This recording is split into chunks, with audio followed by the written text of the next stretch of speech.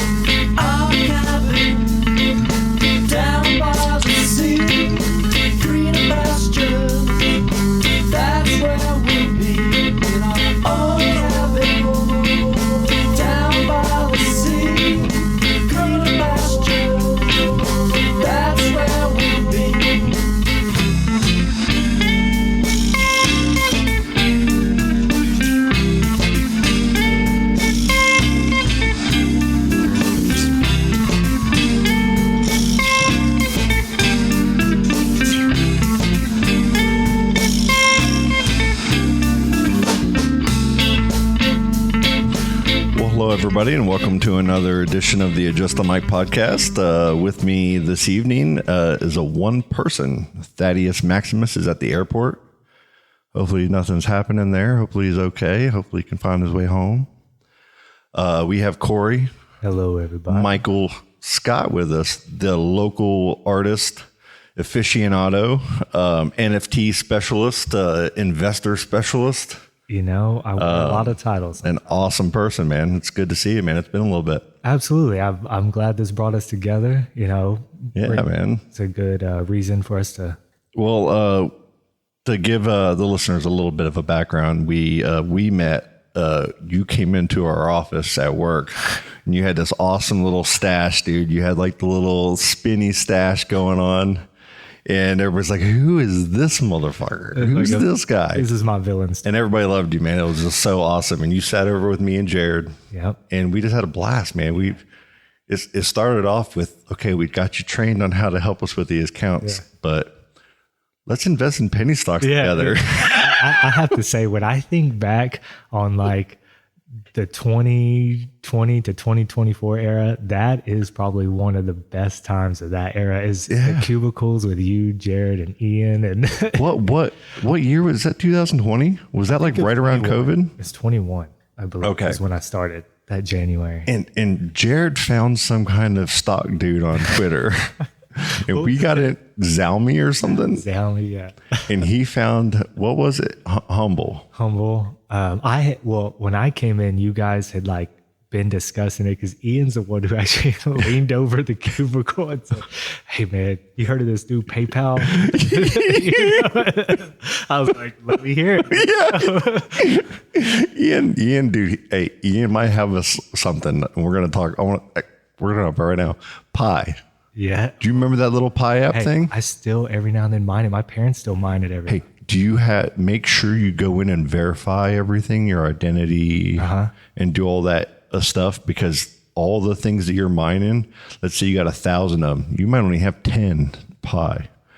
But if you confirm your thing, it releases and gives you access to all of them. Okay. And they're getting really close to a release. They're releasing it, yeah. Okay. Well, the stock market. I have like 7,000 or 8,000 of these things, right? I actually have a previous episode called Pi Day or something because we did an episode on Pi Day. And what it was, I looked it up. Me and Jared looked it up at work the other day, and it made me just think of all of us investing in stocks, you know, in 2021. It was $50 or $60. I think it was $50 something per Pi. So I started calculating, and I started saying, "Oh my God, I'm rich." Ian, thank you, Ian. And me and Jared talking about it. And so me and Jared went through this like quiet but very efficient push to make sure everything's verified, get everything. Started reminding our people in our circle, "You better mine, motherfucker, mine." That's so funny. My parents. And so what it is, though, that's not the real value. Okay. We kind of knew that.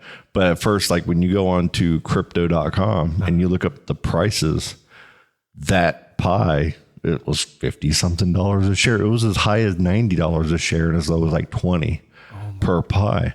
And what's happening is they're getting to where now people are developing things for it, kind of like the early days of Cardano and stuff. Yeah. And so eventually I think it's going to get, when it gets released, however many Pi you have, you know what I mean? Per the value, like they're trying, I'm locking mine up for 2 years, all of them. Huh. Because if you do that, you actually compound interest, how many you get. Yeah. And if it is a success, then I would be probably a millionaire. Yeah. But if I expect it not to happen, right? I expect this not to work. But these guys are from Stanford. These guys were like legit people. They kind of are going in an ecosystem, developing something as from a college, like what Microsoft and all these companies that started, like your PayPal, they all started with these young kids, who knows? It might turn into something. I know. I do believe I remember having to sign in and verify stuff about a year or something. Yeah, man. I sent the message, but that is crazy. I haven't checked into any crypto in a while. I'm not in any of it right now. I had to get out of it. It was fun while it lasted. You know what it was? Remember the Shiba Inus? I made like a bunch of money.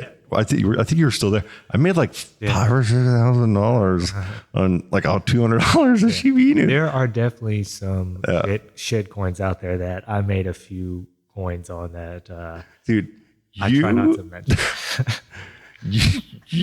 You have a system. I think I still have the note written in my desk. Yeah, where you gave me your there's that one website where you can go Pfizer, or where you can go and check the shorts, moving averages. To search for the right stocks. Finviz. Yes. Because I had an account. I was paying $40 a month for a while, and dude, even after you left, there was a couple. I wasn't playing in the penny stocks anymore because I got out of the volatility. I got out of all of the stock trading apps that let you buy and sell quickly and get money and shit. I just think I went from like $200 that I put into it, and we started playing these little penny stocks, and I turned it at right before the humble crash in that February. Yeah, I had it up to $28,000. Oh my! So I had like 200,000 of this, 300 that. Like Jared had 1 million of each share practically, and so he'd go up $9,000-$10,000 swing. Listen, what a wild ride for me! First month on a new job, and I'm up like 28 grand. Thinking, do I even need this job? We were just like, I'm like, guys, we're trading off Twitter, dude. And then some of those guys, there's like a Hugh Morris or Zach Morris guy, like on Twitter. Yeah, I remember him. He went to prison. Like a bunch of those guys got in like a lot of trouble because they were pushing up those stocks. And that was right around the GameStop, and just today or yesterday, that GameStop went up again. Oh. That Kitty guy came out of hibernation and mentioned it. Wow! And it went up like 80%. I can't believe that. And there's people out there just still. Don't go home and start doing this, Corey, because I know. That way. They're just like, just if I could just get that one more wave. I'm telling you, man, it's crazy. What a time to be alive that was. That was a lot of fun, man. The passion, man. It was like Wolf of Wall Street walking into work.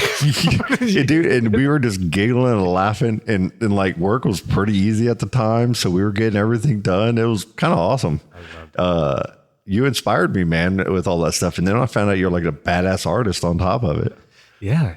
Like it's kind of been just awesome watching, like even from afar, man. I've been, we worked on some projects together that I still really believe in, by the way. And I still go on there. We've sold a couple of, we probably no more than $100 worth total. That's cool. But we probably have like 5,000 or so of our NFTs that you did the art on and we all created. So I still have the cutouts prepared for the next strand, prepared for the next story. This is an ongoing project I have. And in our brain, I think it's kind of the same. Yeah. Because even me and Thao were talking about it at Monica the other day. And now with all this generative art and everything, there's like so much that's going to be done in that way. So to be able to still kind of come in with this canvas mindset and design, it still appeals to me big time. Oh yeah. Me and even that were even like barking at each other a little bit the other day on it, because it was like, to me, I'm like still so emotionally tied to it. And Thad's a very inspirational, like positive, You know, he has a positive mindset on everything. You don't hear him talk negatively very often, if ever, if I can think of it. Yeah. And I was saying to him, I'm like, hey, man, it's like this was a failure because I believe in this stuff and it's here and we're not doing anything with it. He's like, oh, it's not a failure, man. We did great. Like, and he's right. We learned something from it. It's still there. It's still like the website's doing, you know, it's fine. Our wallet works. My personal wallet, gone. The main wallet for Galactic Grams, for the one we're talking about, for that wax blockchain is good. I have the RFA, you know, recovery code and everything, but got a new phone at work. And when I did the authenticator, wow, you know, it took everything, the migration, except for my personal wax wallet account. It corrupted or something and I couldn't get it back and get help, and you can't recover it. And that was the very first wax account I ever did. So I didn't write down that first code because I didn't even know what it was or why.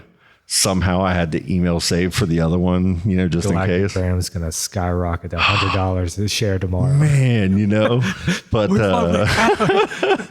I got pretty schooled up on Discord and everything. And I built like, you know, little plugins and trivia games to our Galactic Grams Discord channel and everything. Oh, yeah. And that's still all active and everything. Because eventually I was always kind of saying, you know, if it's ever still kind of gets back into it, then we'll have it.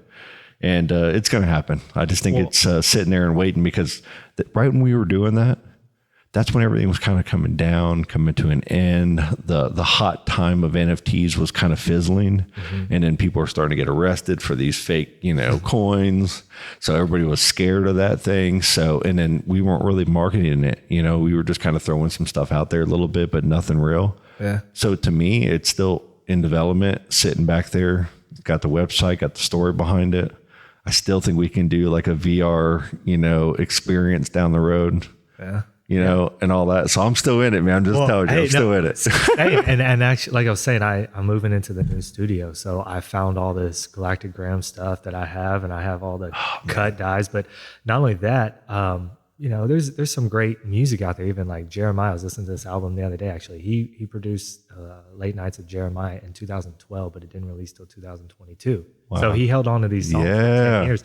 So I mean, you never know when that's true. When something becomes hot again. I mean, and when you're creating an asset and you're creating something that's, you know, just your own, all it takes is the right timing and the right energy, energy to push it forward. It's ready to look. If any time Galactic Grams pops off, Corey Scott is in the studio ready to start producing. Okay, cool. So, I love hearing that. Yeah, that's where we're at. And what I'll add to that too is I feel like all of us,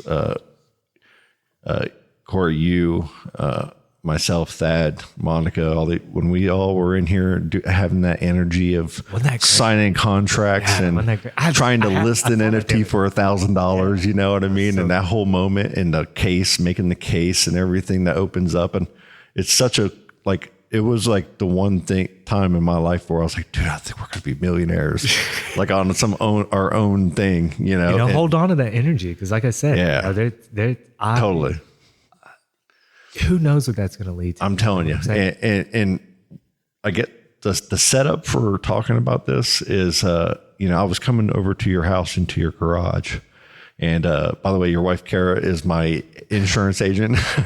State Farm, her one of her assistants. This dude's awesome. Every time I reach out, like I even have a golf cart insured by you guys now. Cool. So you guys, you know, you can almost help me out on my home insurance because it's so expensive, but I found a little better deal. But at the same time, it's so awesome being able to just email somebody and get such good help. Or just, and to know who you're doing business with. Yeah. It's awesome.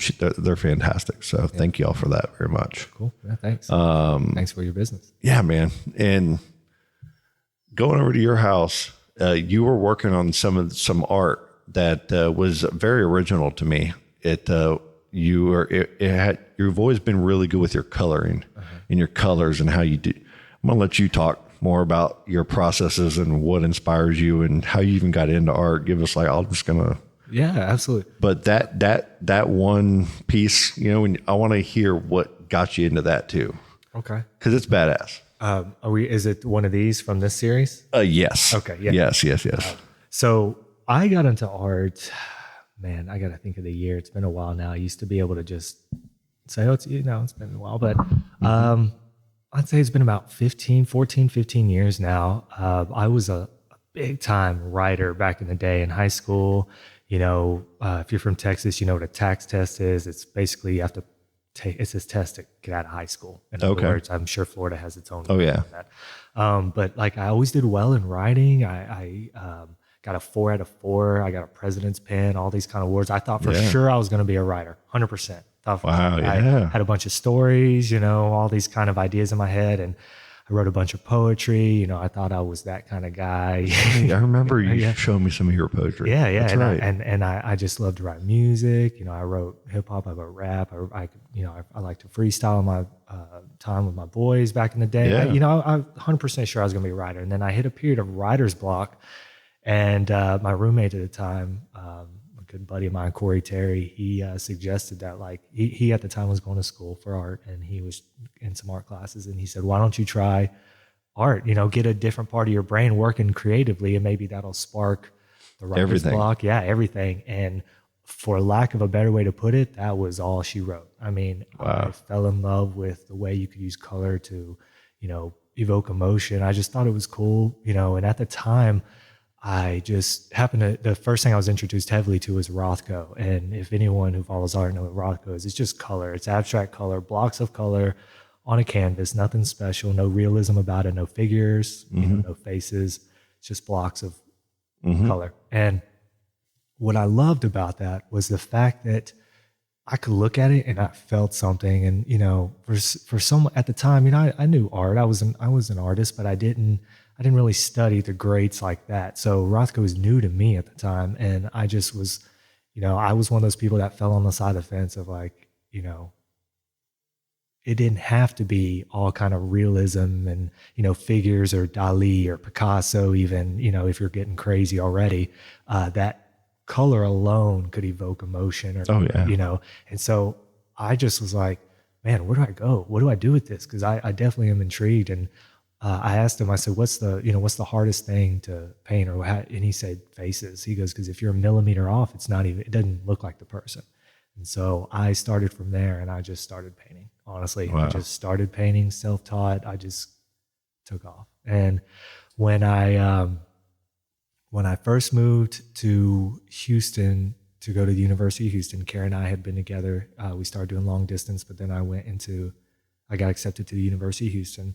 I went to study art history, and by that time, I was producing 200 paintings a year. Wow! And so if you think 365 days a year, I'm painting almost. You're just every day. Yeah.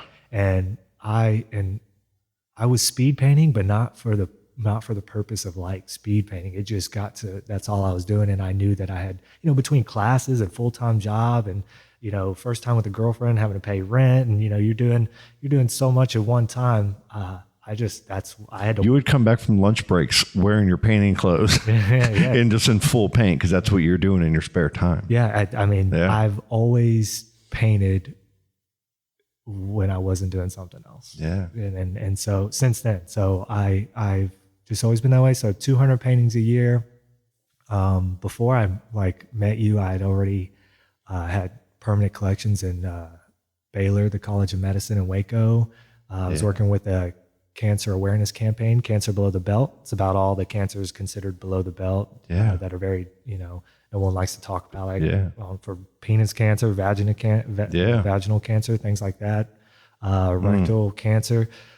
We would find survivors and I would get their story and I'd emulate them in an abstract painting. And then those got acquired. Special. By the school, and so those are there. I showed in the Wells Fargo Plaza in downtown Houston.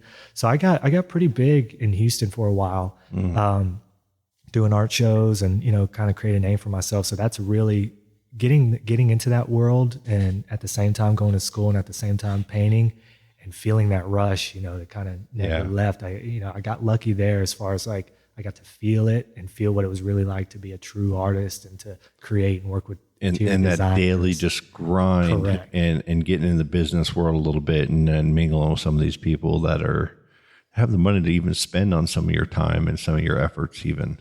Absolutely. You know, and that spread that name out there, that put your art on their walls, that you help raise funds for somebody and for a cause that's needed, and your passion just to have someone's passion and energy bring value like that. I mean, that's kind of the artist's dream, right? Yeah. And I like, even one time I remember I applied for a show, and then about 2-3 weeks before the show, they canceled it. The curator couldn't make it. And I just remembered I was so hyped up for it. I was early on in my career where I was really looking forward to the show. And at the time, you know, I was looking forward to making money selling art, things like that. I remember I went through that email list and I emailed every artist and I said, hey, I'm still putting on this show. If you still want to show in the show, I'll put it on. And I went and I found a nonprofit on my own, Art Bridge of Houston. Shout out to Art Bridge of Houston. Give me one of my first breaks as a curator. Wow. They basically said, hey, if you can find us a venue, we'll give you. Art Bridge of Houston is an organization that after school care program, they would bring lost kids to this place. And instead of being on the streets, they would give them art supplies and create a bunch of art. Yeah. Well, I took a bunch of their paintings and I found a venue who's willing to work with me for free, got with Art Bridge, and then got all the artists from the original email.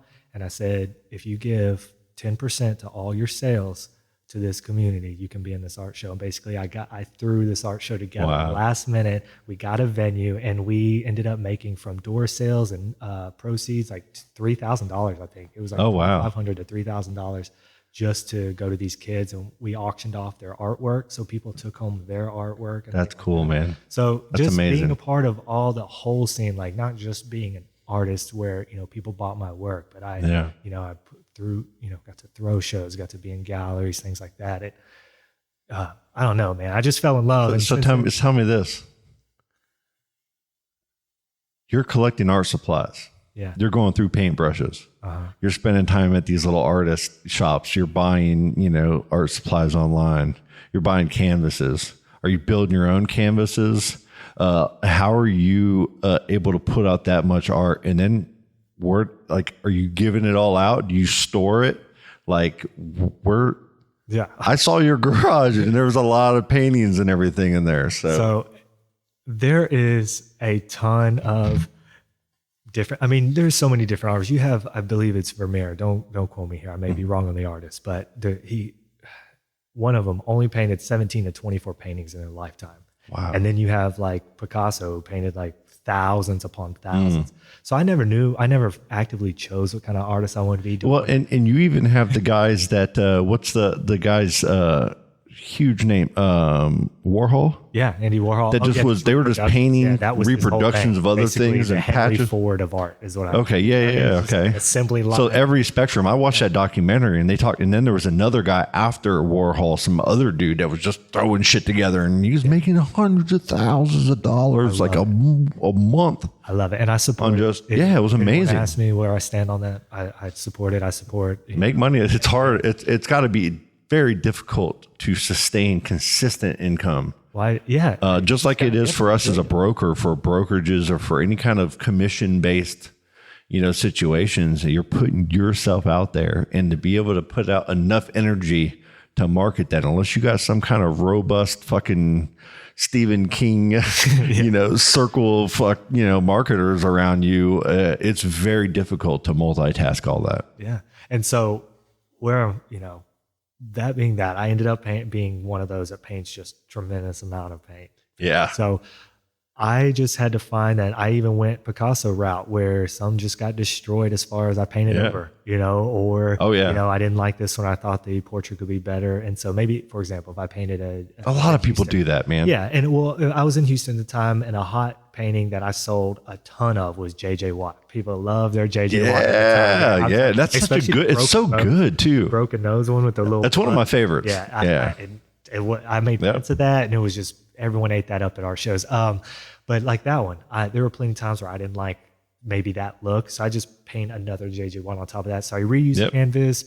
I would go to Hobby Lobby with a 40% off discount and buy the big rolls of canvas, and that would make me like, you know, 20 or 30, but I could get the big roll for 40 $2. Yeah.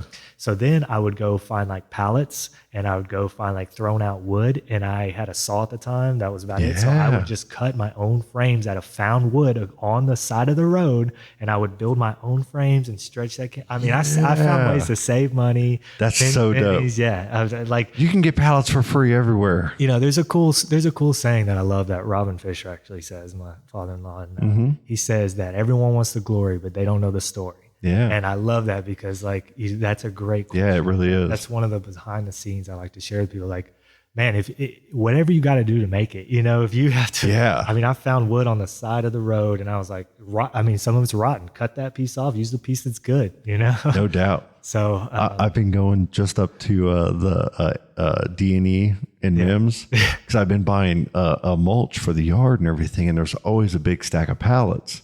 Well, behind my house here, there's a little creek, and with having 4 dogs, I was like, I don't want to like put a big fence there because I want to see through it, and I didn't know what I wanted to do. I didn't know if I wanted to use like a chicken wires type of like a stronger gauge, you know, type of fence and post it up. But man, pallets are free. So I just bought a bunch of those metal, 7-foot stakes to hammer in and just slid pallets over the top and made a whole wall in the back that's awesome. of pallets, and all the pallets are free. Yeah. And all I got to do is unscrew the pallets and lift them up and then just put a brand new free pallet down. There you go. And you're done. So for like weeks, I was just going right up there and just coming, and I'm like, I'll be right back. I'm gonna do another load of pallets. Yeah. Like, are you serious? I just go out there and buy a couple things of mulch. Go, I'm gonna take some more pallets. I'm like, take as many as you want. As many as you want, of course. Heck yeah, man! I felt so weird about getting all that stuff for free. Yeah. Hey, whatever you got to do. It is, man. Yeah, that's awesome, man. That's great. So how do you have like you have like 2 kids now? You have this awesome family now. Yeah. Like talk about your family. Yeah, my wife, my beautiful wife, Kara Fisher, who I met 12 years ago. We actually just celebrated our anniversary on Saturday. Oh, wow. 5 years? Congratulations. 5 years married. We've been together for 12. That is, I'm 36. That's a third of my life. Yeah. Let's talk about, she's the real MVP in this situation, because Lord knows it's not easy to be with me and me as an artist. Like to be with an artist has got, you have to be ready. You have to be nimble. You have to understand that shit's going to like be a little different sometimes. And yeah. And then you have 2 little kids. Yep. How old now? About to be 4 and 2, Charlotte and Cecilia. We call them Charlie and Cece. Yeah. Wow. And are they painting with you? Oh yeah. Anytime Charlotte comes into the garage or the studio and whatever it is now because now I'm getting into the studio, it's Dad, can I paint? And I've made it a point to never say no. Not one time. I cultivate that as much as I can. That's amazing. Yes, I sit on my lap. In fact, some of these pieces that you see on the Strangelands, in fact, you asked me about that. Oh yeah, so I'll get back to that. Oh sure. But the series Strangelands, that's real hot and that I'm pushing right now. Yeah. She's actually painted on some of those. Her personally, her hand has touched some of those pieces. Yeah. So that's what's cool is because when I go to art shows. That's even better. Yeah. When I go to art shows and people are like, these are awesome. You hear all that. And I'm just you get to say that now too, because I think that adds an extra piece of specialness to the creation to whoever would purchase that. Yeah. Well, she comes too. And so I think it's cool to see her watch people be amazed. And then it's like, she kind of will pick up that as she gets older, that I was a piece of that. And she gets to see, your kids they have a special little situation. If you think about it in that way, is they have a mama that works really hard like her dad. Yeah. And they work in the insurance business and you've worked in the insurance business a little, you've worked in the brokerage business. You've seen how busy and how much responsibility goes into all that. And that's like this structural like consistent grind of having to be present and in the right state of mind and it's tough. Look, and the kids get to see that though, and they get to witness that and be a part of that. But then they also get to see this artistic creation and this other grind in a different kind of passionate artistic way. Yeah, it's very left brain, right brain. It's very like they get kind of like each end of the spectrum, very man. logical side and a very creative That's side. special. I wonder, over time, you might see one gain. You're gonna have like a little business. One's an accountant, one's like a music producer. Totally. That'd be amazing, dude. That'd be so awesome.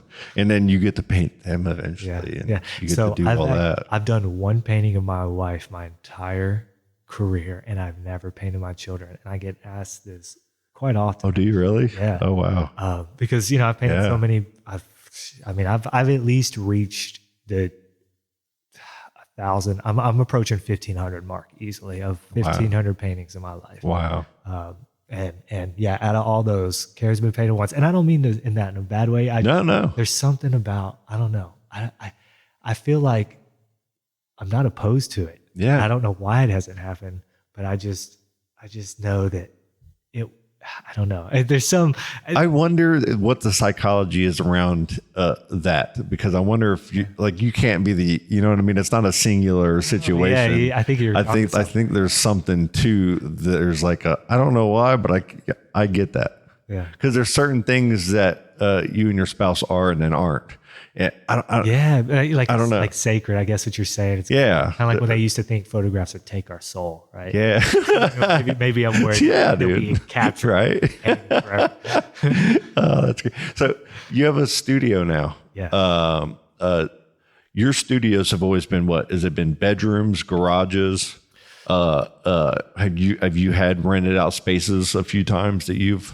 No. So throughout my life, I've had studio space at the university. Mm-hmm. I've had studio space as far as I guess bedroom in our rented house, mm-hmm. which moved into the garage in the Texas summer, which I thought was insane until I moved to Florida and decided that a studio in a Florida garage during the summer was the way to go. And then I realized, this is crazy. But I did that for 5 years. Wow. I've been there, and honestly, I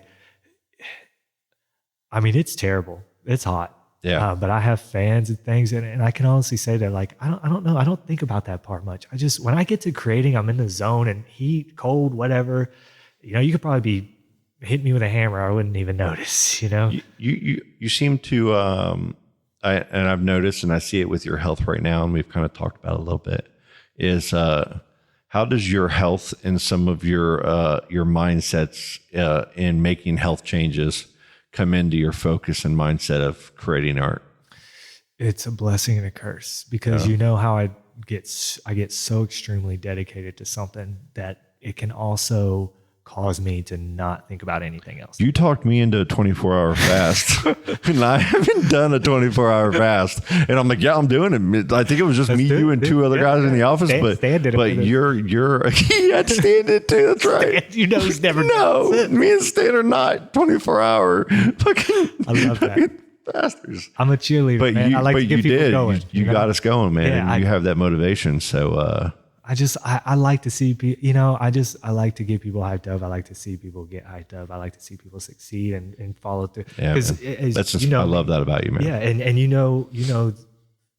I always like to pick something and do it. Right. Yep. Like that's what I did. And I tend, when we talked about galactograms, you're like, boom, 3 days later, you had like 5 paintings on a canvas. You're like, let's do this. We're on it. Let's go. I had a briefcase built, cut out stickers with like official merchandise stickers. Dude, I was ready to go. I loved it, dude. And I thought we were going to be rich, dude. It was it. And I still do too. Yeah. I still always will believe in like that if you get like they're going to spend a lot of money on like a digital art to ship something that's real that they can set up. And dude, you have a studio right now, right? Yes. Where's the studio at? It's off of Hopkins. Okay. 4525 Hopkins. Okay. If you know where the J.W. Eden's insurance is, yep. Or it's now Worldwide Insurance. Yeah. It's not the one directly across from it. That's a tattoo brick shop. But if you're looking at that shop across, it's the one to the left. So it's kind of catty corner JW. If you're Okay, standing that's right off the corner of 50, right? Yes, right Okay. there, Hopkins and 50. Yeah, there used to be a consignment store in there. Kind of, yes. It's exactly. And on the side there was a leather place over. I'm not sure on about the that, 50 side at one point. I'm not sure, but I believe the consignment place, they've broken into different parts, and I may be renting out a piece. That's amazing. There were so many parts of that. That's amazing, man. It's a 600 square foot space. It is an awesome space. I've already started making it mine. The floors are black, like as far as I've just put down black enamel. So that way over time it could have my, splatter. Everything. Yeah. Everything. It's going to be cool. Yeah. And then the white walls, and just to kind of paint a picture, as soon as you walk in, all the artwork is going to be to the right on that wall. Straight ahead of you is going to be like a little lounge area that you can chill, look at the art, with my office and my desk where clients can come in, talk to me, creative with me. There's going to be a coffee table. And then the entire left wall will be studio space where I'm throwing paint down. And then everything is kind of open floor plan. It's all open in the middle. Yeah. Because I got these cool little, my wife got me for our anniversary. It's an awesome Lowe's kind of cart. Yeah. It's honestly, if you're a guy and you're into tools or anything like that, you geek out on it. I love it. Hell yeah. And it's got all these drawers for my paints, and that's the space, and it's called a Strangelands Studio and Gallery. So it's going to be. I love that. Yeah, I know, right? It doesn't. Dude, I love that. So good. Oh, it does, man. I love it a lot. It's going to be a place where you can come, honestly, just hang out and look at. It's just being the vibe, honestly. It's just to come be. We're gonna do a show there, do an episode there when you're ready for us. You tell us when you're ready to have us over there. Absolutely. When you do a release, are you? I love this, by the way. This is the first time I'm hearing this business plan and how you're doing this. And it throws so many, me, I'm going to start throwing every idea at the book, in the world at you. Yeah. And I'm sure I'm going a little weird here with you, but there's all these little things where people will go out for the night and paint in groups. Oh, I know where you're going. Is that something that you, So everyone who's listening, that's where I'm at. The wheel keeps on turning and the art keeps upgrading. So here we are. I've finally got a brand new studio space. I'm in my own place for once. That's where I'm at in my career. Yep. I'm just able to do that.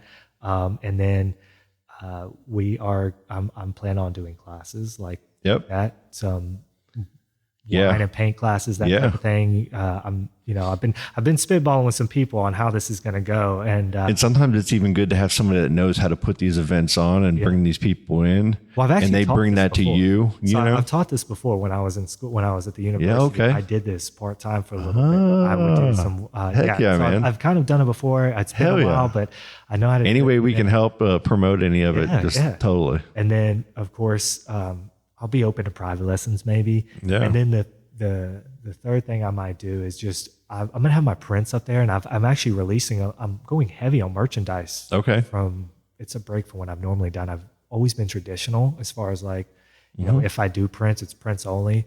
But just with everything changing, man, and just with art is just becoming fast. It is AI. We've been sitting all day long sitting in Chat GPT. Yeah. Like I'm even doing my episode art because I can go, these are the topics that we talked about. Correct. Yep. Put something together and then make it a stipple effect or this effect. Yeah. Well, look, it just does cool. it. It's cool. And I love it. I love to see where this art's going. I'm open to it. I wasn't even thinking about having that conversation with you about it, but it's interesting. But my thing is if you're going to be a successful artist in the traditional sense, I guess, my opinion is that you've got to be a creative, find your own space within the space that's here. But you've got to do what other people do, and you've got to do the trends. And I have found that out as a weird mid-generation between this technology, as someone who, I'm the last generation, I think, everyone who's about my age knows, the millennials really, that we knew what it's like to grow up without phones, but we also are young enough to be introduced to it about high school, early college area, to where our brains were still young enough to understand it and get with it. Right. That's a good mind. We're a very weird hybrid of, we're nostalgic. We know what it's like without it, but we also That's a good point. We're very. That's a really good point. So I've had to learn with that like social media, all that marketing stuff that people are so good at. I mean, in these young kids are just They're so good at it. Yeah, I'm. Maddie's killing it with it at work, man. She just kills it. You have to do it, and it's a part of it. And I guess I'm learning that, and so I'm doing that. But with that, I've got stickers. I've got cool little desktop things for this Strangelands. You can find them on my website. Do you have a sticker person that you use? Right now, I'm using MPix. Okay. I've used a bunch of online services over the years, and I've used local things. I've not tried out FineLine though. I haven't tried them out. The only reason I'm even bringing it up is just like when I was printing T-shirts and silkscreen printing and everything, I did that for about 10 years of my life. I remember. There's all the different types of mediums. I even have a heat press in here right now, like one of those, for making I could do all kinds of stuff, right? Any kind of, like I have a flat press. I don't have a mug press right now, but anything that can be laminated onto a piece of polyester or, white, like a cotton shirt or anything, I can do the little heat presses or on koozies and on might have to mount. Strangelands t-shirts. Well, here's what I was going to, hold on, I lost my train of thought there. I had this fucking awesome idea in my brain. Just lost it. You gotta press. The sticker company. Oh yeah. So within my history of using, and silkscreen printing and making stickers myself, making different type Sticker Mule. Okay. I don't know if you've ever used them. They're pretty badass, man. Like you can upload your art to it, and I'm gonna show you a little bit real quick. You can upload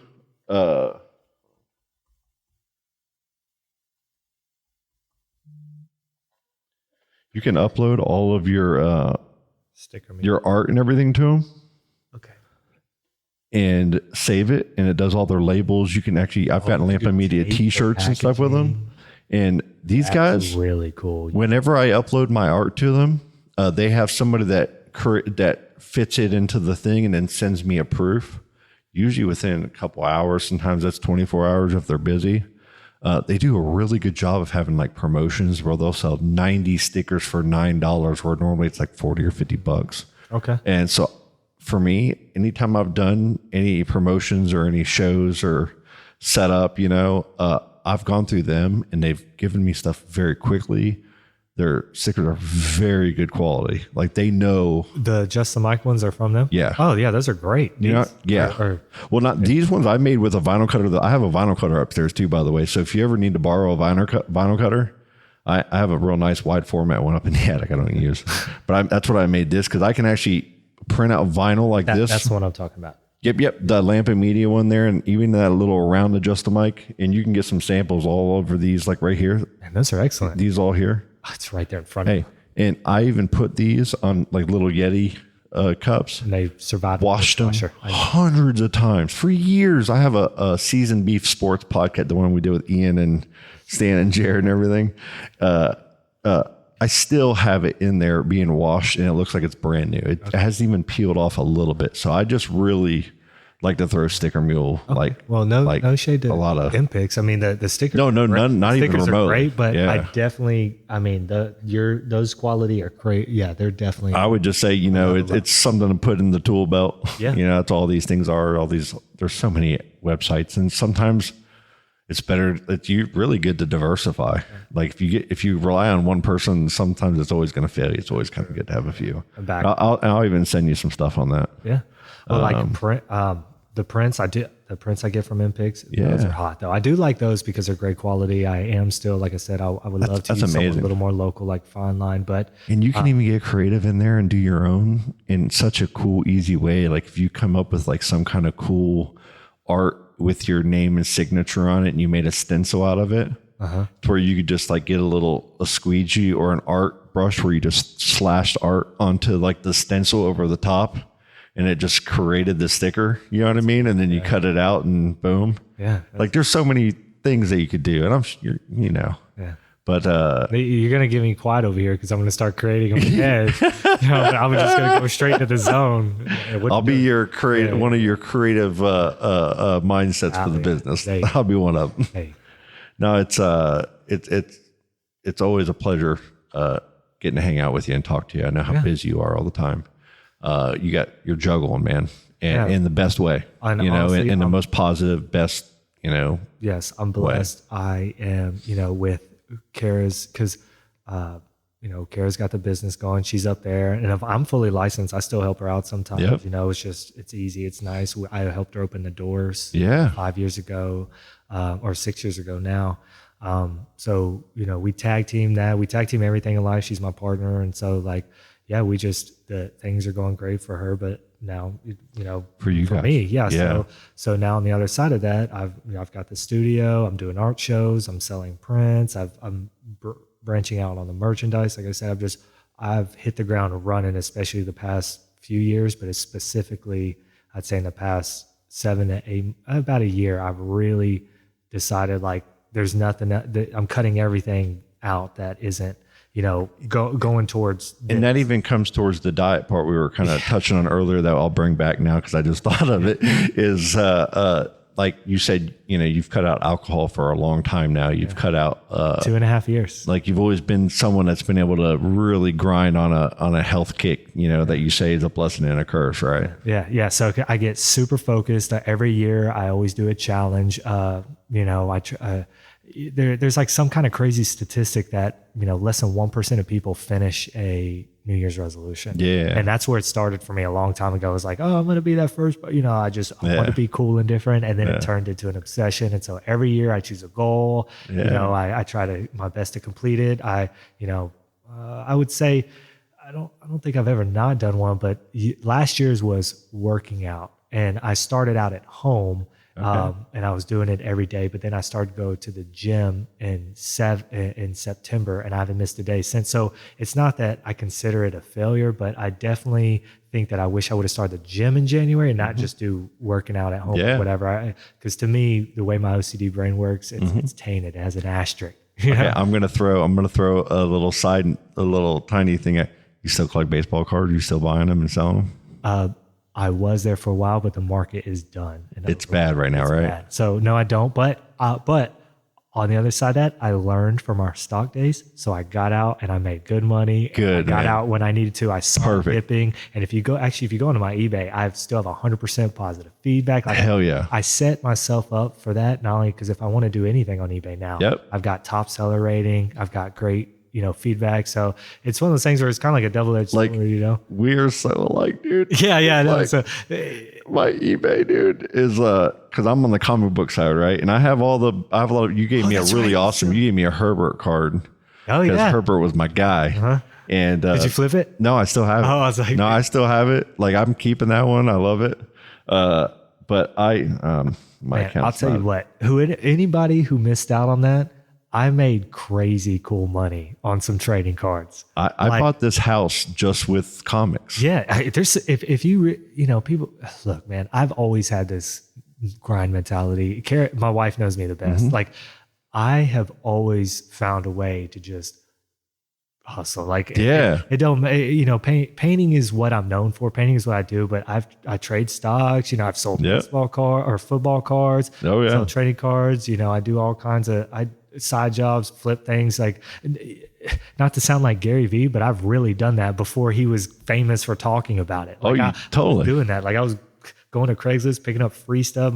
My friend and I back in the day used to pay our rent that way. We used to literally go pick up free stuff and just sell it. My mother used to make these little bears up in Kentucky, and they were popular. Put lace on them, had these little wicker chairs, and she would go to these art shows up there in like Freedom Hall up there where the Louisville Cardinals played forever. That's a big event center where they have truck shows, animal farm shows, tractor. It's like Orlando Convention Center, right? And they'd have flea markets in there, and my mom would buy a booth, set up there, and sell her creative, cross stitching and all this stuff. I collected baseball cards and comics. So I would take my baseball cards in there and I'd put them in sleeves, and I'd sit there next to my mom with just my little corner with baseball cards. Man. And I made, my mom was so angry. You made more than her, dude. Because she didn't have a good day. And I I think I made like $200 or $300 on just whatever baseball cards. That's awesome. And I had to pay. She's like, you're paying for our fees for this event. I'm like, fine, I don't care. Here. I balled out. You feel I'll good. buy lunch. Can't afford it. I was so proud that I actually had no idea what I was doing and sold something and actually did really well with it. And that sparked my little brain with collecting things and I can sell this. I moved to Kentucky, got married, and when we moved up there, I was moving away from a silkscreen printing, career, right? Uh-huh. And I loved doing it, but we weren't on eBay yet. But me and Rob would always ideas. Oh, just like kind of me and you are. We're always idea talking, right? Just like Thad and I, always ideas. And then eventually one hits and you go off to the races with it, right? Exactly. I started doing mesh trucker hats. Because Ashton Kutcher from Punk'd was wearing all those trucker hats. So I went on eBay and people were like, there's only like 2 or 3 people that were making these trucker hats that said funny things on them. And they were selling for a pretty decent amount of money, like 10, 12, 13 bucks, and this is when it was more auction oriented than it was buy it now oriented. It was kind of getting into where it was buy it now was becoming more prevalent. It was like the first viral before it was viral. Because it was an online flea market. It was like going to someone's front yard and rummaging through their stuff. And that's what most of the accounts in the stores were. Right. It's just people's units, junk. Yeah. And it started to turn into little businesses and got bigger. And they were having events, I think it was in Texas, where they were having like all these eBay, Anyway, I turned little 75-cent per hat into an average of about $10 or $11 per hat. And I was shipping out 30 to 40 of them a week. That's awesome. And then I moved back down here, started working, doing the shirts again to set up the eBay where, dude, we were making thousands a week extra. And it was just all I was doing. I was waking up, doing all the shirts for the business, all the orders. That's and awesome. The men's little leagues and the IRC little leagues and, every restaurant, Dogs R Us shirts and your Lewis's Barbecue, all these shirts, right, we're doing. And then as soon as I get all that done, Jared would come over and he had stuff that he had on eBay.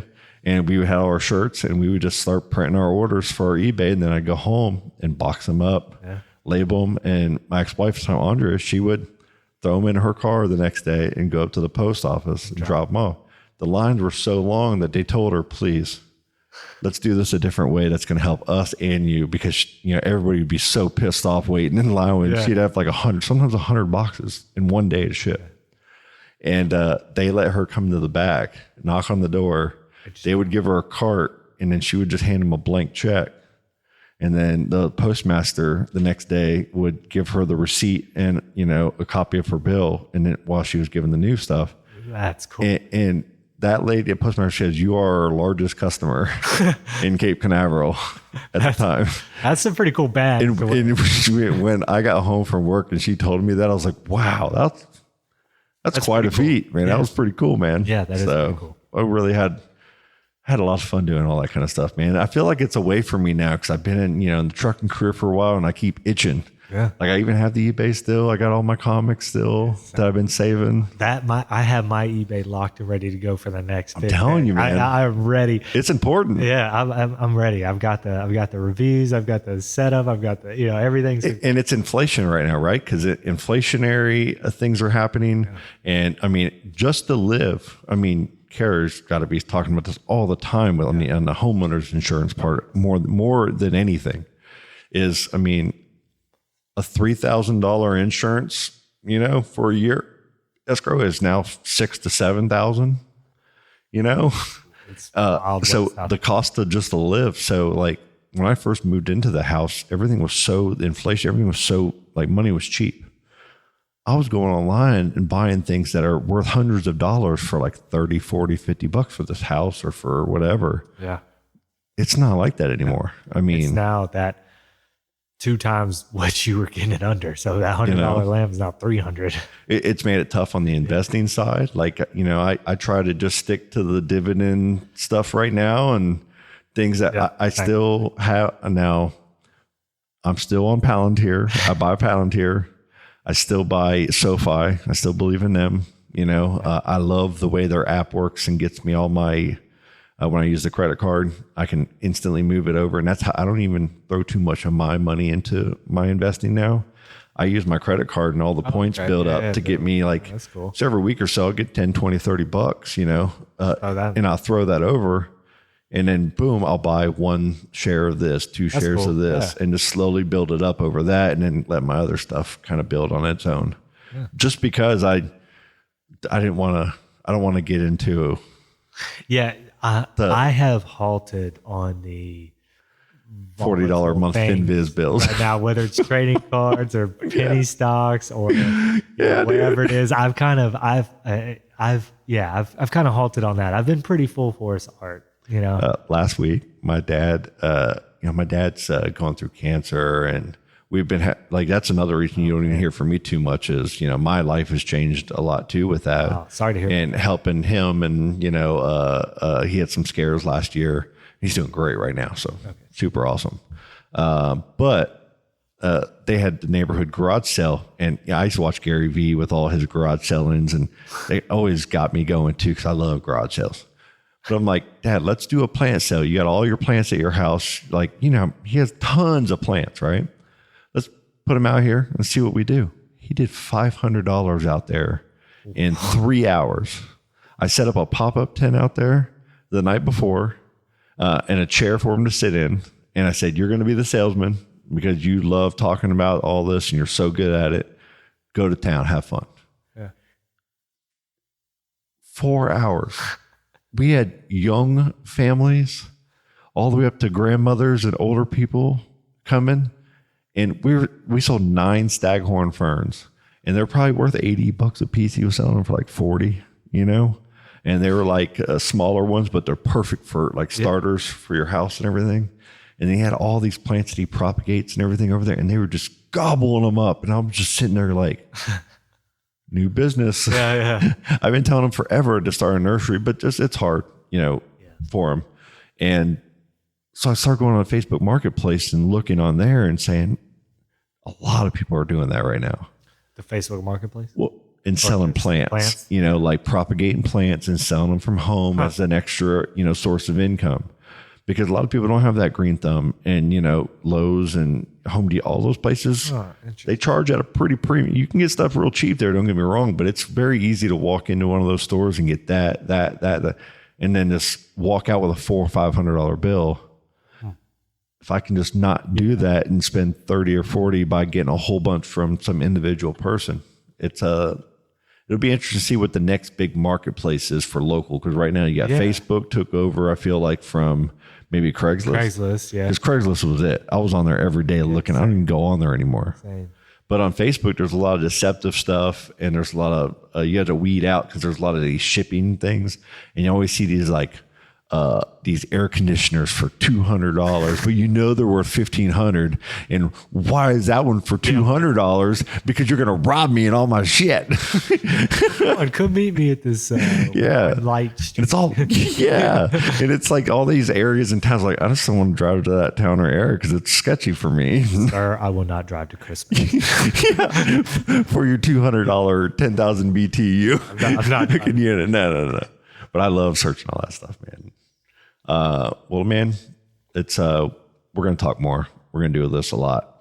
Yeah. I can't wait to come out and see your studio and everything. Yeah. So Strangelands Studio. Yep. The main thing in there is Strangelands. This series, and we'll link to everything. As you get more stuff, we'll make sure we share that on Lamp and Media, on Adjust the Mic. And all my social media and anything that you need me to share, you just tell me. Yeah, absolutely. And in fact, this podcast is kind of a perfect metaphorical example of what the series is about. It's, a lot of people recognize the portals in this work. Yeah, man. That's my number one question. What are the portals? Dude, right? Before we get, because we're an hour in, I want to talk. We're going to back out. I want to talk about this specific series, Strangeland, and where it came from, because we did kind of touch on that a minute ago too, with it going to your garage and seeing you do it. Yeah. So I get number one question: what are the portals? And I believe that everyone lives in a reality. Let me start out by saying this: if you look at them I get called the modern Dali, the contemporary Dali, the new Dali, whatever, whatever it is. And I embrace it. I love it. I love being strange and weird. And if people are saying that, then that means there hasn't been someone since Dali that's been refreshing enough for people to really say that, right? So I wear that with honor and pride. And so with that, I love sci-fi. I love weird psychological books. I mean, Kurt Vonnegut's one of my favorite artists. And if you know anything about Kurt Vonnegut, he is a strange guy, wrote, a lot of crazy stories. And you touched on who was the first artist at the beginning of the show? Rothko. Rothko. Yeah. That's an inspiration of this art as well, or? I would say, yeah. Everything is an accumulation, right? Yeah. And, I would say, yeah. And like my backgrounds, I use, in fact, the one you have up there, the background looks very similar to the way his cloudiness and that orange painting you had up looks. Okay. Yeah. You see what I'm saying? So, they all kind of, oh yeah, look at this. But so Strangelands, right? We all live in these world. I'm actually watching The Matrix right now. It's on Netflix. Okay, yeah. So there's another one. I love. That's what kind. I'm a super big sci-fi nerd and buff. Foundation on Apple TV. You got to watch it. Okay. It's Isaac Asimov. Okay. Who created Star Wars? Yeah. It's all about. It's amazing. Awesome. Have you seen Fallout? Yes. Fallout's amazing. It was great. They did. I loved how really good. I loved how they put you right into it. Like, we're not going to PG this. This is. It was from the guys of The Boys. Yeah, and I love it. And The Boys are coming back. Is great. Yeah. So anyway, Strangelands is about back to it. The portals. Everyone lives in their world, their reality, their matrix, everything like that. Well, this podcast, this is your world. This is what you're about. Your passion. Think of all the energy and the vibrational frequencies that you dive in, or that you give into this alone. Like, I'm looking around your place. Think of the money. That's energy. Think of the time. That's energy. Totally.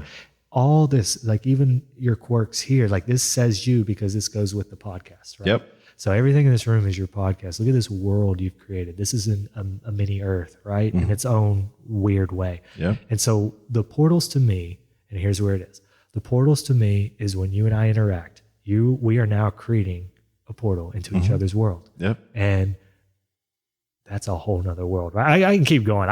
Go with it. I can keep getting weird about it, but right, like now we've created a whole nother world, right? So I love this idea of we come from a creator and we're always creating. Yeah. And everything we touch, like when I talk to you, we've created a whole world here in our dialogue. This now exists as a digital file, whatever you want to call it. Yep. But we've now created a space here, a world. So with that, I really wanted to dive into that because, obviously throughout my life, I've gone to some crazy headspaces, and so I think that's where it brought me. I love surrealism. I love sci-fi. I love all that. And I have messages to say through that. And my favorite, I have quotes from my favorite artists, like Salvador Dali. My favorite from him is never strive for perfection. You'll never reach it. By Pablo Picasso, one of his is painting is just another way of keeping a diary. So with all that, this is my diary. That's the best way to put it. And I think the best way for me to explain the world and for me to share my point of view, because that's all artists are.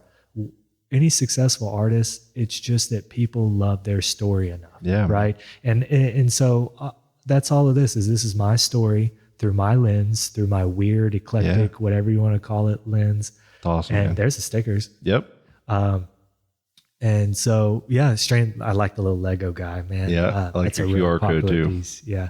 So, that's what Strangelands is about. It's about the worlds that we create, the places we go, the emotions and the feelings we share through success. Look at that. That's one of my favorite paintings, that detail. Little Lego man. Yeah. I love it. But, success, failure, right? All this greater conscious, that's where I explore that, it's just, imagine you're on like a ship going through the galaxy or whatever, the universe, and you're stopping at different planets and each planet is a different subject. That's kind of how I view my paintings. It's like, I'm just traveling through this. It's cool, man. Like from a, I don't have the artistic words to give your style, added value in any way. Like, you know what I'm saying? I can't. It's good. I can't. Yeah. Your art good. That's about all I got. But Very blue. what I loved about it, and going into your garage and seeing it for the first time without even hearing you speak on it or give positivity towards the style or towards, you know, what you're working on, you're kind of like, I'm kind of messing with some stuff here, messing with some coloring. I'm doing this. And you're like, yeah, just kind of, I wanted to throw a portal kind of over here with, you know, I might have what's the pyramid one? Chichen the Itza. Sphinx. Yeah, the Sphinx. Yeah. You had the Sphinx. You know, I think that's the one you were That's working the on. one you saw. I was wondering which one you saw. Okay, so And you had the Sphinx kind of sitting there. Let me see. if you can pull that one up, I'll explain it, and it'll really kind of show all that I just said to you earlier doesn't make sense unless I kind of explain like that. There it is, right there. See Is it? that? No, go down. Scroll down. See, there it is, right underneath that, right underneath the one you just did. Right here? There? No, the one to the left of that. Oh, yeah. Here? Nope, the one to under and to the left. So, Below to the, it's all the way on the left. See the? oh, yeah. There we are. I'm sorry.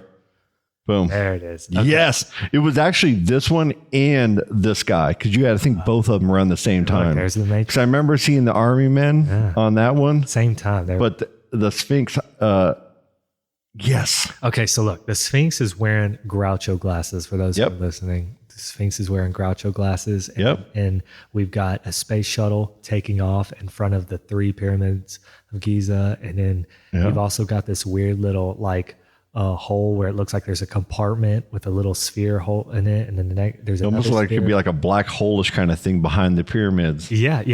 And then you actually have a black hole in the top left corner, and then you have like this ball that looks like it's 3D sitting on there. And if you notice those 3 stars or dots in the middle, they're all different like dimensions. So you have one that goes in, one that is kind of 3D from your perspective, and the one that's 3D like a pool ball on top of a pool table. So when I started looking at that, the first thing that came, you know, into my mind was there was a lot of the colors. It reminded me of certain aspects of Guardians of the Galaxy in a little bit. Yeah. And because they were going to different planets, and one of the dudes was a planet creator, the father, I think it was in the second one. The Ego. Yeah.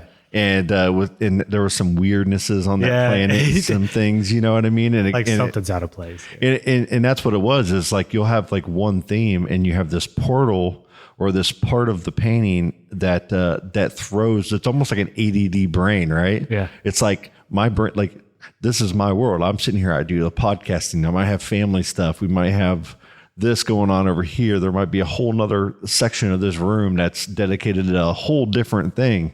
And you almost kind of brought that to a painting the way I saw it. And you brought this portal of this mindset. And when you really sit back, it makes you think. Like art, kind of good art, I feel like makes you think. Yeah. And I'll go, whoa, I wonder what this meant to him on why he put this here and that there. And did this, and what made these army men stick out to him to put them right here, and why? And it was so it just drew me into it in a really cool, thoughtful way. And my dumb brain of knowing, you know, what a meaning of a painting is. You've seen how many movies I've seen or whatever, where someone's trying to say, we know what this really means, and it's some deep inspirational thing, you know. So it's I love how you invoke that thought.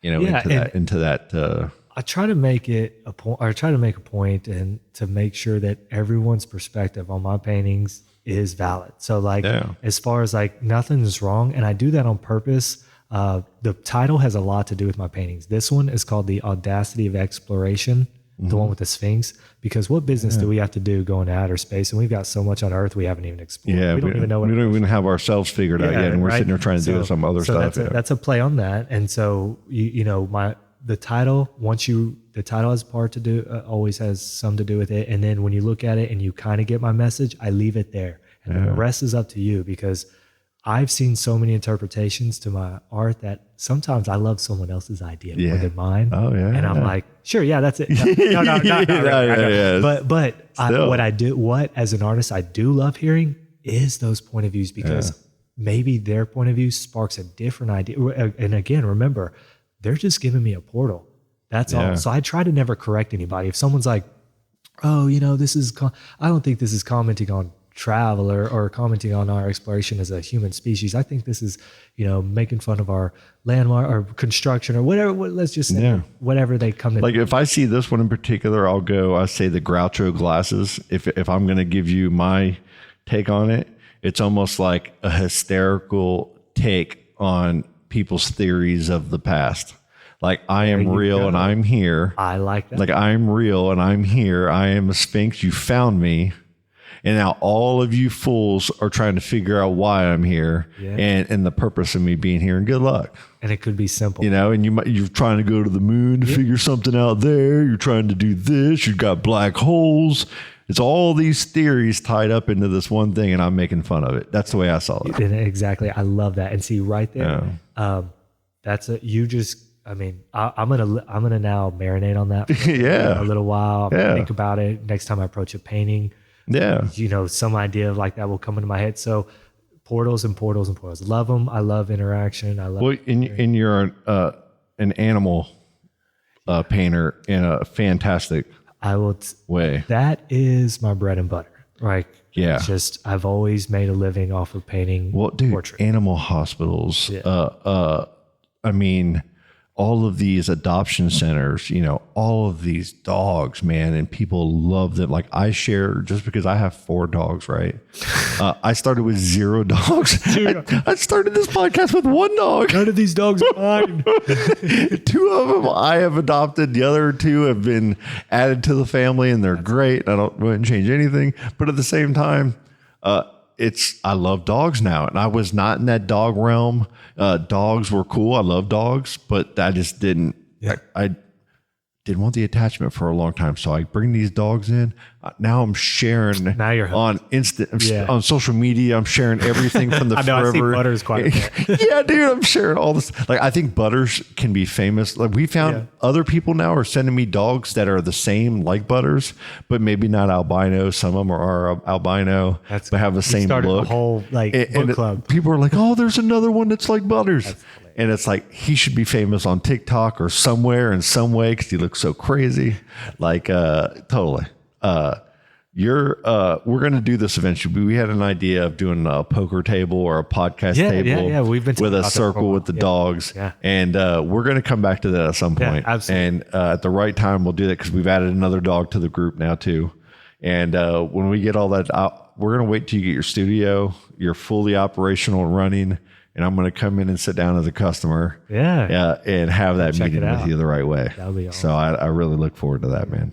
And just to kind of go back on that, I love doing projects like that too. I actually I've had quite a few of those projects of put my family together, put my dogs together, things like that. And take from different photos and kind of Mount Rushmore it. Oh, totally. Put them on I almost would think that I would want, like my first idea was the podcast thing, and having it was like the poker table, and having all the dogs having headphones and podcasts so they can all speak their whatevers, and having it here in the podcast room. Maybe I still want that at some point. But another part of me kind of is thinking of having this Strangeland theme to where it's all these weird colors. And then there's these portals with Butters, with maybe some kind of world of where only pugs lived and only weird Butters dogs lived in a portal where huskies are. You know what I'm saying? Every time we get together, man, I always leave with the craziest ideas. I know, man. It's awesome. I'm going to be in the studio tomorrow thinking about pugs and portals. Dude. I know, right? Then we'll have VR pugs and portals, right? You know me, I'm going to go to VR. Galactic puddles. Silas up there is so into gorilla tag. It's like a game where you run around with your hands. Whoa. Okay. And you play tag, right? And it's like a hide and seekish, I think, kind of theme. And Silas will be up there screaming and yelling and laughing and sweating. So, kids that are gaming, sitting around. Kids to work out while he's up there just jumping around. He comes down, gets a drink of water. I'm like, you all right, man? He's like, yeah. But it's so inspiring that this VR could have these capabilities of doing all that too. And we know eventually they're going to have a VR headset. Like Jared's already got the Apple Vision, by the way. So you just got to get with Jared and go use it because it's so realistic. There was a damn dinosaur right in my face. It's like $3,000. Telling you, I'll get Jared. We'll go over there. Yeah. You got to try it. It's bad. It's to where, like, have you done the Oculus at all? I have an Oculus. Okay. So you know how it works, and it works pretty well with the handle things. It does fairly well. You know, I'm not hating on it. And some of the views and walking the plank is scary. Don't get me wrong. Even though it's all cookie cutter, it's still scary as shit. You can now with your eyes look at something and it moves and take your finger and just go like this. And it clicks it. Do you know that? So just your eye, and it practices. It tells you, okay, do this. Look at the number of 4, and you look at the number 4, and you click your finger, and it trains the vision of your eye of what it looked at and clicks on it for you. This is giving me heavy. Okay, so I'm watching The Matrix. You know Cypher? Yeah. You know when he talks about wanting his memory erased? Oh yeah. He's like ignorance is bliss, and Yeah. he eats the steak. That's what vibes this is giving. I'm telling you, we're gonna put those on. Here's what happened. We're gonna put those on one day and never take them off. Yes. And never realize we didn't take them off. It you know could what I be mean? that, man. Just like the Matrix. I'm telling you. Neo's like, what do you mean I've been asleep this whole time? This, and he's like throwing up, freaking out. Like it's like one day we're gonna put them on and never know we never took them. I'm telling you, man. It's gonna be so. Oh, have you seen Three Body Problem? I didn't finish it yet. I'm like 4 episodes in, but I have not finished it. This exact same thing, the headset and everything. You have got to. That's true. They freak out because when they put it on, he's like, oh, and they can feel the sand, smell it. Like you don't even. I need to go in there a little deeper. I need to finish watching that because we've been tied into so many damn series. I gotta watch those that. parts are cool. It's all a little weird, but when it talks about the head, I watched I think I'm 5 episodes in, and then I think the playoffs were happening with the Magic, and I just kind of got out of this loop of it. I gotta finish it. Like they feel the pains and stuff. Yeah, so imagine man. like getting stabbed and you feel it. Dude. No thank you. When it comes to this AI stuff, I'm such a nerd about it. Yeah. I'm in there asking ChatGPT stuff, figuring out how to use stuff with it, trying to find ways to make my life easier, use it as a tool, just like Google came out as a search engine, as a tool. Everything's a tool for us, right? Yeah. And you're gonna have VR art shows. Man. You know what I mean? There's gonna be like VR. Like I want to have eventually, and we've talked about it. I want a VR dispensary. Yeah. I want a dispensary that you can walk in and buy, and smell eventually because that's going to come out in different things. And then but it still get a physical item, within that VR experience. It's going to be like, psst, like spray some, right? Some lemonade or some kind of like cool smell. Yeah, dude. Like just go, but in of any type, have any type of merchandise. But let's say I don't want to go to the mall and drive to a mall or rent an electric car to come pick me up on my house and take me to the mall because there's so many people. I don't want to be able to put on a headset and feel like you're realistically in a place and to pick out like an item that is tangible in the, when it gets delivered to your house. Yeah. It's awesome, dude.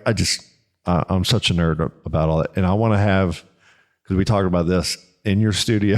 I'm forcing you artistic ideas in your studio now. By the way, so one of those big old screens that we keep talking about, like an LED screen that we can project NFTs and art onto it. Yeah, like just AirPlay. Yeah, right? But make it a painting to where it has like the digital signature that just keeps popping up. And erasing and popping up, just having your signature go into it. I can't, I've thought about that. We've talked about this before. I can't wait till, have you seen those new Samsung or whatever? I don't know if it's Samsung, but the LED panels that they have now, you basically, I can't wait till we can build entire walls of houses like that. Yes. You can upload all your NFT. That was our other thing is having our own NFT wall and being a company that does that. Correct. Like we come in and do that for you. And think about it, there's going to be a whole new branch of interior design. People coming in to design your home with NFTs and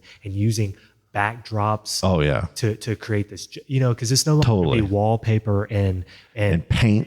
It's going to be like, hey, what kind of, you want this to be a rainforest cafe type of room? Yeah. We're really going to, imagine walking in there and you've got the VR and comes with VR headsets. You walk in, you're in the jungle, you've got Hey, and here's what we do instead of integrated. Because I embarrassingly still watch This Old House, right? I still watch that show. It's This on Old House. You ever seen it? No. Bob Vila type of old school. Like you're a little younger than me, but when I was growing up, there was the DIY channel in your home. There was This Old House was one of their series, and they'd take these old Victorian style houses, and it's all the construction on how they'd have to take an old one and bring it back into pristine shape, but with the old school methods and the old school, craftsmanship. Awesome to watch, and it's amazing. They have my TikTok video. Oh man, and they show you like now they'll have like a new home where maybe a family doesn't know how to repair something, gets a hole in the wall, and they'll show you this very genius way to do it. And they'll actually do it with you and have you help them, and that's part of the show. And it's not like a choreographed type of show. It's just really, these guys are actually craftsmen. That's awesome. And they actually show you how to do things. And I love it. So instead of This Old House, we'll have This New House. Yes. Okay. And it'll be Corey Scott. Yeah. So we made this wall this. It's awesome. We're going to do that. Yeah. But anyway, let's, now you got to get home. I'm hungry. Me too. Go out there with the dogs. Kids. Thank you so much, man. It's really a pleasure. Thank you for, letting me speak about, get my story out there or whatever. That's the whole really point of this maybe it turns into something someday that's really, something I can do, even more often. Yeah. But more than anything, it was a networking thing for fun. Yeah. To have my friends come over, it's a healthy thing. I always saw podcasting as like the next step of social media. Like first you had, first you have like your Facebook and your AOL chat rooms, your instant messengers to where everything's typing in your fingers. And now everybody's getting finger problems. Everybody's typing, all day, every day. And it's like podcasting is a listening form to where you're not even having to use your eyes really, unless it's a visual podcast.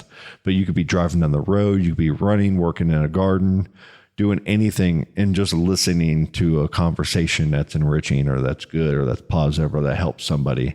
It's like a different way to get into to market even for advertising. I just think some people are very good at conversation. I've always I get along with a lot of people, but I wouldn't call myself a conversationalist because I would in the past always try to make everything about me, I'm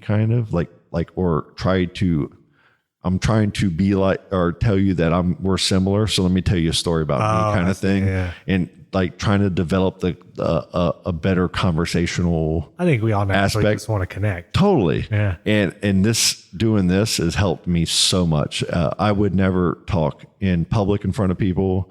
I didn't like, even hearing myself doing this I hated it. Yeah. And even to this day, I still like when I hear myself or I get done with the podcast and I hear, if I go off on a tangent about why did I do that? Yeah. But it's from then to now, it's helped me so much. And I really believe in the format. And anytime that you have something that you want to, bring to a show or you have an event that you want to promote and you want to come on, it's that easy for you to come here or for us to show up at your studio. I think that's art. What you're describing is what art does for people. Yeah, man. Is what it does for me. I mean, it's changed me through ways. And I'm glad to be a part of this. Honestly, I'm surprised that it's been taken this long to get me on here. I know, man. We've talked about it. Yeah, we were doing this even in the early time we were talking about. And I honestly, even with that, we talked about it with that because we were actually planning on, we still are. Grams we had the Vibe Farmer podcast, and so we have a lot of stories to tell. Yeah. And they just can't be told just yet. You know what I mean? And we're waiting for the right time. There's a lot of stuff brewing to talk about. And it's like long history stuff from like the 70s and 80s and 90s, like cool things that happened in this area. And there's so much to talk about. And we're just waiting for there's certain deals that need to be made and certain like functions that need to click in. And when that happens and we can do that, then you'll see the Vi Farmer podcast.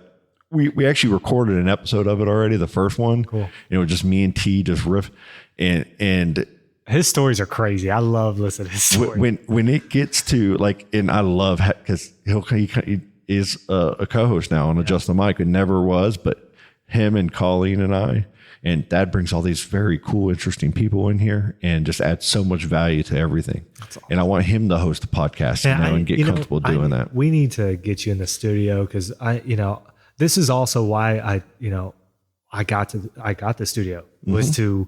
Yeah, man. It was another element of taking this serious, right? Yeah. So with that, I'm trying to get the network. I want people to do this with me. Yeah. I don't want to be in the studio alone all the time. Yeah, it's fun creating with a group of people. Man, my daughter can paint pretty well, so I'll bring her up there sometime. So and when you start doing any of those type of things, there's things that we can participate in. We're all in. Yeah. And so we'll just keep talking and keep doing this and pick out any image that you want, text it to me, and I'll use it for the episode photo. Oh, cool. Yeah. For this one. So pick out a piece on Strangelands or whatever, and I'll use that for the episode and just throw our logo and episode title and everything on there. Oh. And for my Instagram, artist_c.scott, my website, you can find all of my merchandise is strangelands.shop. It's on my Instagram. Perfect. Strangeland.shop or CoreyMichaelScott.art. Perfect. At both of those. And then if you want to see any of my stuff in person, that's not Strangelands, but I have a bunch of different art. I've done Bravo Taco. I was in there. I wasn't pooping, I promise. Yeah, but I was like, I was in there peeing and I was looking. Oh yeah, those are mine in the bathroom too. Wait a minute. Aren't those funny? That's Corey. They ate the taco. I even turned and peed towards the wall for a minute while I was looking. I was like, oh shit. Yeah. No, you say you have like two. In front of him? Yeah, you have. I think you had two in there. Yeah, one's before he eats it, one's after he eats it. Yeah, dude. And then right when you came out, then I looked on the wall. I'm like, oh shit. Mural's mine. Yeah, I got a bunch of pieces in there. So we go to Bravo Taco all the time, by the way. Bravo Taco, BB Rads. That's my mural. Man. Third Culture is my mural. Yeah. So I've done a bunch of projects around Titusville too. I've actually in the talks. Can't really say crazy stuff, but I'm supposed to be doing another one. Hell yeah. We'll see where that leads. I love it. So, but other than that, heck yeah. Maybe you'll be doing a piece of art for our studio at some point, and then I even have some stuff out back I want to talk to you about eventually. I'm telling you, man, it is all the stuff we talked about. I feel like even about the NFT stuff, I feel like I can tell all the stuff we talked about painting wise is coming back. Yep. To be done. It's just the ideas are always it's all there. It's all there. It's coming. We're going to see a lot. I'm telling you, it's all there. And I just hope it all continues and the right magic will happen at the right time for all of us. I appreciate it. We all have families that we're very in tune with and having a great time with and enjoying and thankful for. So it's all gravy, man. This is all gravy. So thank you for your time, man. Thank you. And we are done.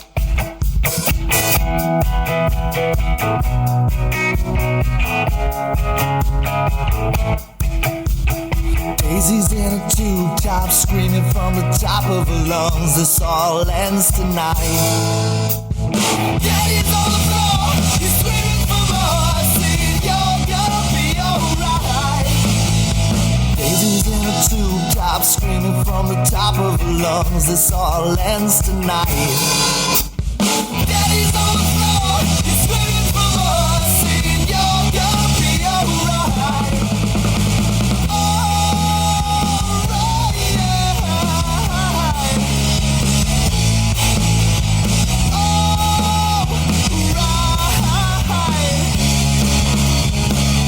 gonna be alright. Dude, that's just killer. Oh, dude, that was awesome.